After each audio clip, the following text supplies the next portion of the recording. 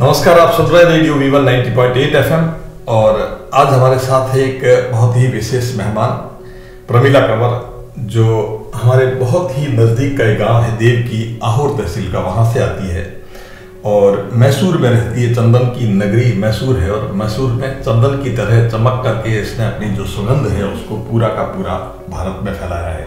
हमारे बिल्कुल पड़ोस के गाँव की रहने वाली और दिल्ली में NCC की परेड में जो महिलाओं की जो एक विंग होती है उसमें इन्होंने अपना नेतृत्व करके हमारी इस जालोर की मातृभूमि की इस धरती को अमर किया है। तो सबसे पहले तो आपका प्रमिला जी स्वागत हमारे इस स्टूडियो में। Thank you sir. और मैं आपके बारे में जानना चाहूँगा कि ये जो आपने जो ये शौक लगा, ये कब से लगा और कब से आपने NCC ज्वाइन की? सर NCC यूजुअली 3 इयर्स का कोर्स होता है, तो मैंने PUC में जो अपने फर्स्ट PUC में मैंने NCC स्टार्ट किया था जी। तो फर्स्ट PU में मेरा A सर्टिफिकेट हुआ, सेकेंड PUC में B सर्टिफिकेट और अभी डिग्री फर्स्ट ईयर में मेरा C सर्टिफिकेट चल रहा है जो आखिरी होता है। तो ये हम जब स्कूल में होते हैं, जब स्कूलिंग टाइम में भी हम NCC कर सकते हैं, पर तब मुझे मौका नहीं मिला करने को। तो मैंने अपने स्कूल कॉलेजेस में ट्राई किया, तो कॉलेज में सीनियर विंग में मैंने NCC ज्वाइन की। हाँ, अभी C सर्टिफिकेट आप कर रहे हैं? हाँ C सर्टिफिकेट। तो अभी वहाँ जो दिल्ली जाने का ये मौका मिला, ये क्या मौका, किस तरह से मैसर हुआ आपको? सर जब कोई NCC ज्वाइन करता है तो उसका मेन मोटिव होता है कि वो एक बार RDC अटेंड करे। तो हर एक कैडेट की वो एक इच्छा होती है कि वो NCC ज्वाइन कर रहा है तो वो RDC एक बार कैंप अटेंड करे, जो होता है रिपब्लिक डे कैंप, जो 26 जनवरी को दिल्ली में होता है। तो हमारी ये ट्रेनिंग चल रही थी अक्टूबर से, तो अक्टूबर में हमने कैंप वगैरह किए, फिर हमारा सिलेक्शन ऊपर सिलेक्शन करके हम दिल्ली तक पहुंचे सर। उसका जो क्या सीखा आपने, क्या ऐसा भाव रहा कि उसका नेतृत्व कर पाए आप? सर जब परेड तो हर कोई कर सकता है और राजपथ में अगर मार्च कर ही रहे हैं तो क्यों ना आगे होके खड़े होके करें। तो या वहाँ पे बहुत सी लड़कियाँ थी जो मेरे कंपटीशन में थी, पर जो हमारे लता मंगेशकर जी रह चुके हैं उनका था कि मेरी आवाज़ ही मेरी पहचान है। तो उस हिसाब से मेरी जो कमांडिंग वॉइस है वो सबसे यूनिक थी, तो वो मुझे आगे तक लेके गई और उसकी वजह से ही मैं वहाँ पे परेड कमांडर के तौर पे राजपथ पे मार्च कर पाई। तो आवाज़ के दम पे आपने अपना जो परफॉर्मेंस दिखाई और उसके आधार पर आप क्या आप कभी गाती भी हैं? हाँ जी। क्या रुचि है आपकी अलग अलग तरह से, क्या क्या रुचि आप रखते हैं? सर मैं कभी कभार गा लेती हूँ और ड्राइंग और पेंटिंग कर लेती हूँ। ये आपकी अलग अलग रुचियाँ रही है। कौन आपका प्रेरणा का स्रोत रहा, किससे प्रेरणा मिली? प्रेरणा तो यहाँ पे बहुत से होते हैं कि वो बोलते हैं कि मुझे वो इंस्पायर करते हैं, ये इंस्पायर करते हैं, पर मैं बताना चाहूँगी कि मेरी इंस्पिरेशन हमेशा मेरी मम्मी रहे हैं। हाँ, तो जो माँ होती है वो हमेशा यही बोलते हैं कि मैं घर पे काम करती हूँ और मैं नहीं चाहती कि मेरी बेटी भी घर पे काम करे। तो मेरी मम्मी का हमेशा भी वो सपना रहा है कि मैं कुछ करूँ आगे जाके, ताकि मैं घर पे काम ना करूँ। तो उस हिसाब से मेरी मम्मी हमेशा मेरा बड़ा इंस्पिरेशन और सपोर्टिव रही है सर। माँ के बारे में बता के आपने मेरे को भावुक कर दिया, क्योंकि माँ की जो दुआएं होती है वो एक बहुत बड़ी प्रेरणा का स्रोत होती है। पिता संरक्षक हो सकता है, वृक्ष हो सकता है, वटवृक्ष हो सकता है, लेकिन माँ के संरक्षण में जो बेटी कुछ सीख पाती है।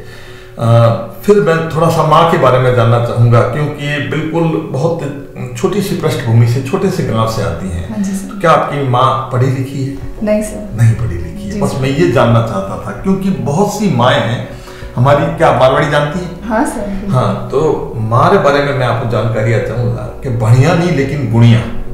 तो आपकी माँ तो गुणवान वेला जदा आपने शिक्षा दी? जरूर सर।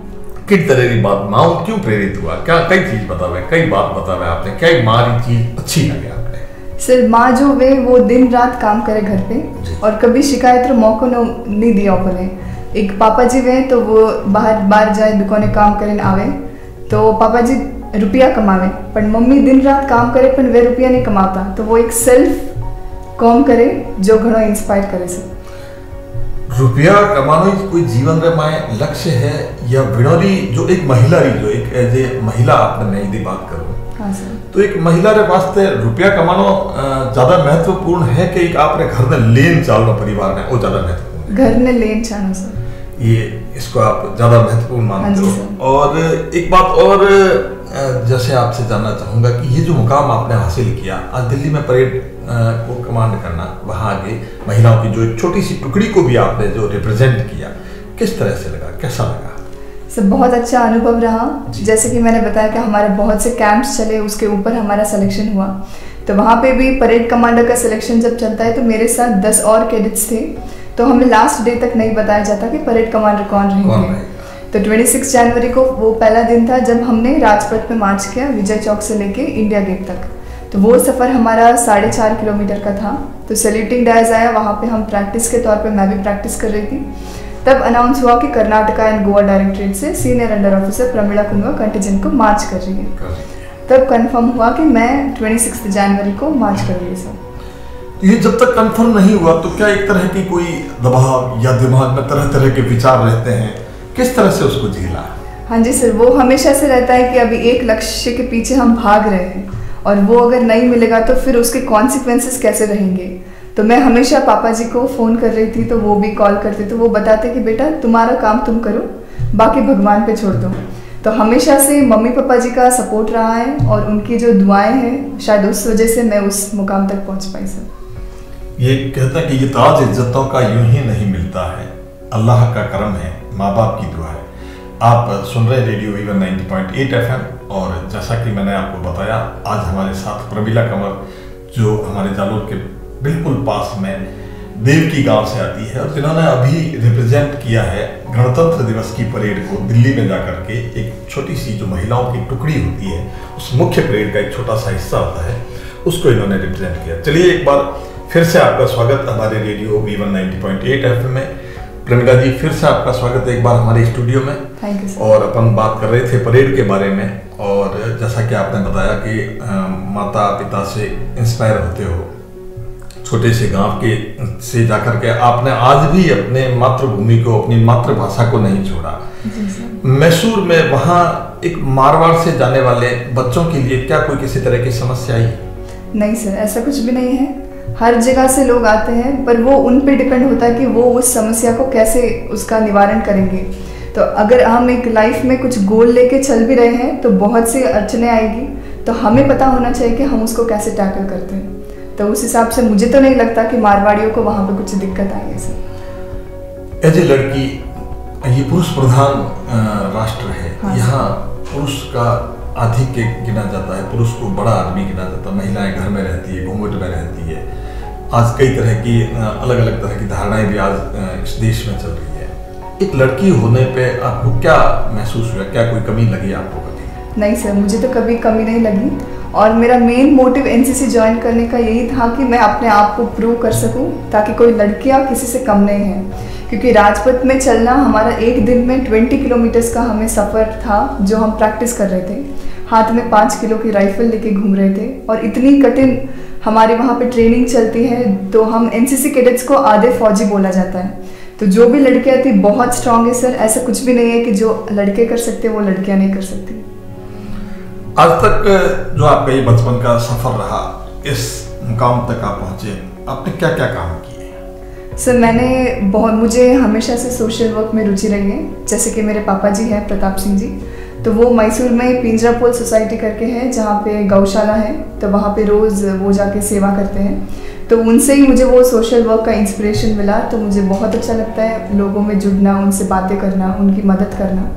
तो मैं इस भारत स्काउट्स एंड गाइड्स का भी हिस्सा रह चुकी हूँ और अभी भी हूँ। तो उसमें क्या होता है कि हम सोशल एक्टिविटीज़ ज़्यादा करते हैं, लोगों से ज़्यादा जुड़ते हैं, उनकी प्रॉब्लम्स को हम सुनते हैं, उनका निवारण करते हैं। तो हमेशा से वो सोशल वर्क करके है सर।